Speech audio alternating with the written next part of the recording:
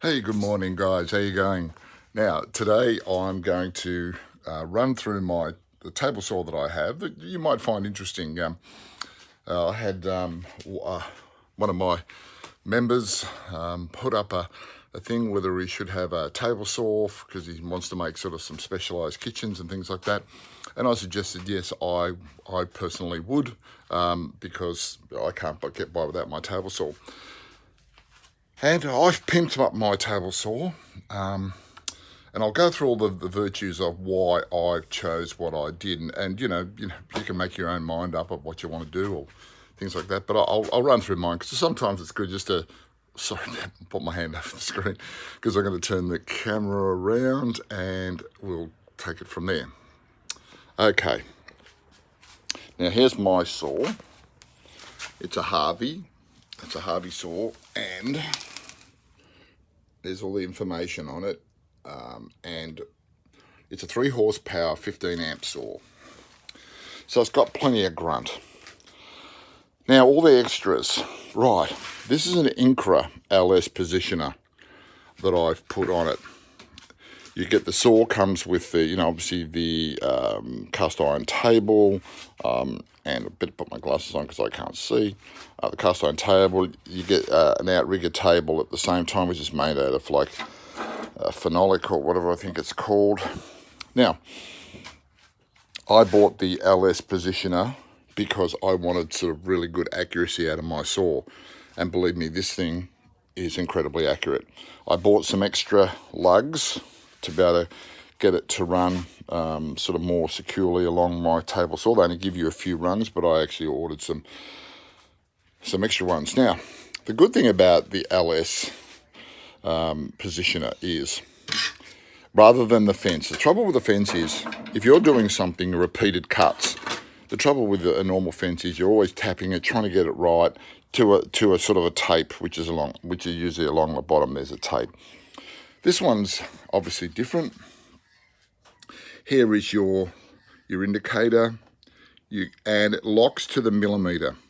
So along the back here, and this is for guys who don't know about this, see all those threads in there? They're all exactly 1 millimetre apart.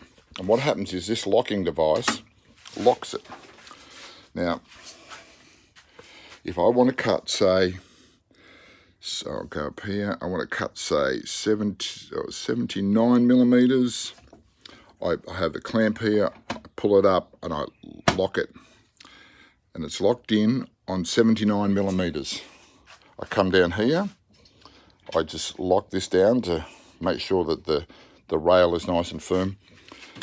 Now, when I've already zeroed out the blade, and you can you do that by a matter of this. Now you can get sort of tenths of a millimetre by doing this. You tape here, this is a magnetic tape, you just lift this up and you can position that to make sure once you've set it and got it right. Now it's just as a matter of unlocking. When you want to change it, you come back to here, you slide it back and forward, it runs along efficiently along the rail, lock it in wherever you want. Now every time you come back and cut, like I cut some, say, different size material now, and I come back and I look into 79 millimetres, it's exactly 79 millimetres, and it's exactly the same as the other piece. So I find this incredibly accurate, better than any saw fence on the market. Whether, I don't care whether you call it a saw stop, a Bessemer, or the Harvey actually had quite a good fence setup, but I've taken it off. I think this is a supreme setup. You cannot get better accuracy than this on the market. Now, I've also found there's lots of good little things, good little tricks. When I'm doing, I put in this, this is the GSM router table stock guide in feeds. These I use on my router table. They have a one direction roll. Probably a bit hard when I'm trying to do it. So this, I've got this, so this just slides into the standard rail. Let's see if I can get back here. Oops. Get in there, Steve. Okay, so that runs along here. I can lock that down, lock it down onto my material as you would. Put your material under here. I'll get a little piece of material. Hang on. Okay. Had to get a piece out of it. So what you do is just push it under here, push down your wheel and lock it off. And now the wheel, well, I'm trying to do this one-handed so it's not working out really well. I'll try and now you'll notice the wheel rubs. Well, like you say, I'm having troubles because I'm doing it one-handed. But what this does is this pushes the timber into your fence, so you get your accuracy fantastic. Now, so this is just your Harvey Saw. I've pimped it up even to the nth degree, I would say, like probably no other person's ever done with the Harvey Saw. This is the Harvey Saw guide, guide cover, or it's a blade cover, I should say, not guide cover. This is a riving knife. I actually designed a new riving knife, which is a cross between this configuration to fit into my thing and also the saw stop. Because the saw stop, as you can see, it says saw stop. The saw stop definitely make a better guard, because as you can see how when it comes up, the timber comes up, the blade's still covered, so you won't chop your fingers off. So I don't see why you need to have to cut sausages. And it keeps the saw damn quiet. Now fire this up. Now I don't know about you, but you can probably hear my voice quite well. And listen to this. Now as soon as I go like this, listen. So it's running very quiet for a table saw. Now the good thing about the saw stop one is it has these little teeth which grab the timbers to stop kickback, so you won't get kickback. But if you're running through some other lumber, you can even drop down these extra kickback feet both sides. Now, whoops, I've got to push that in there. Yep, okay. Now this is a drop down bar. Now this drop down bar supposedly is for, you can't run through a thicker material through your saw. So look, to be perfectly honest, I tend not to use this, and I tend to even take it off because I don't need it. It's not necessary from what I do.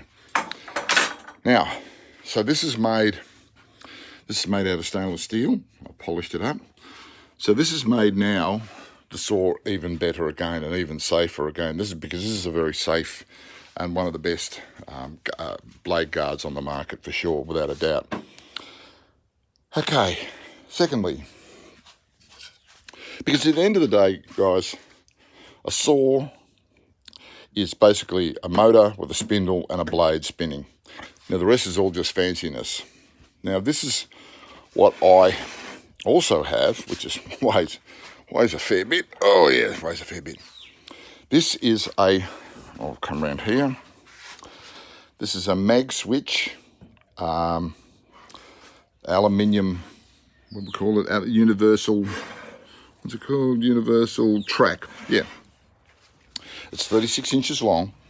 Now, I use this one here when I'm getting quite close to the blade. And I'll show you this. So as I come close to the blade, I can get, I'm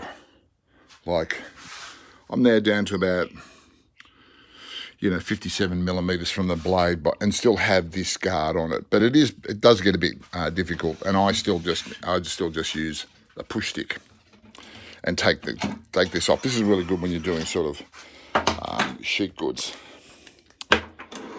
Now, I've got this one set up here. It might be difficult to do, but I just might put the phone down for a second. Bear with me. It's because it weighs a lot. And it's going to be difficult with one-handed. But this here slides into that track. So now I've got myself a low fence, because this is a high fence. I've got a low fence, and I've still got now Outriggers on these are the different Outriggers. These are again from Jess M. So they're a GSM tool company. And these are a GSM clear cut TS stock guides. These actually again push your stock into the side of the fence. What I like about using this one is I've got a very low fence here as compared, I've got a very high fence here. And sometimes for certain things, I like the low fence, and even I can take this off, this track off, this whole track just fixed in here and just fixed in there, and I can slide that track, this track out, and I just have the raw magnet switch track there, which is really good when I get really tight to the fence and I'm doing sort of thin material. So, but that was a little bit of an added extra which I found just seemed to work. The Harvey Saw also comes with not a bad situation with the miter saw. The miter saw locks in here. The miter gauge, I should say, not miter saw, miter gauge. You know, you can sort of slide this back. Well, you can slide it back, and it's got a little flip stop, and this can slide back here and all that sort of thing. So it's all right. I mean, I kind of use it now and again, but not very much, to be perfectly honest, because again, I have another what do they call it, Incra system. And I'll see if I can find it. We'll come through my, we'll come through my messy shed. And I know I've got it here somewhere. Oh, yeah, it's around somewhere. Oh, I know where it is, but I can't get to it. Okay. Well, there was a little tour of my messy shed. Anyway, it's one of the sophisticated miter saws. Maybe I might do another video on that one. Also, too, when I'm cutting laminate board, I've got a zero insert which I bought from Harvey. So when I cut with this with a melamine blade, I get zero chip out, and I mean zero chip out. I don't get chip out on either side. So this is my setup. As you can see, I'll come back a little bit. This is my setup. It's a bloody great setup. I've just been doing some kitchen cabinets here for my daughter, and I'm able to get really accurate cuts, you know, really accurate cuts throughout it. Here's the edges of the doors. I don't know if you can sort of see them, but there's no chip out at all. There's no chip out on the inside either.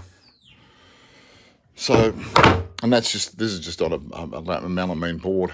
So this has turned in my workshop into a very, very accurate situation. So for me, spending money, don't bother. To me, why buy a saw stop? The saw stop in its basic form is twice the price of this saw. I'd rather buy this saw as a basic unit to be able to just cut timber, spend the money on one of these Incra fences, which are about $800, so that really adds to the price.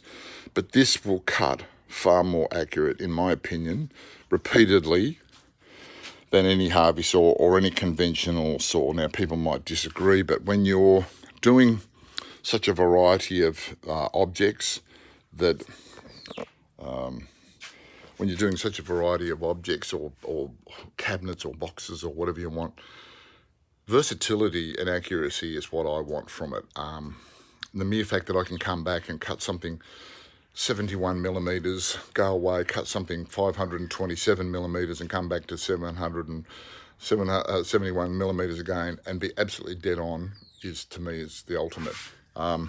So I just sort of pass that through. I reckon you're better off to buy a basic sort of powerful saw, 15 amp, 3 horsepower, 15 amp is powerful enough for what I need. It eats timber like a hot knife through butter. Great, spend the money on some great blades. I use Freud industrial blades. I find them absolutely magnificent. I have no crumbs about it. I'm sure there are other good blades on the market. And yeah, so I reckon basic saw, spend the money on the extras that make it into a fantastic saw. All right? Now, hopefully that might have helped, whether you wanted to know or not, but it's a little bit of an insight into how I use my table saw. Okay, see you guys.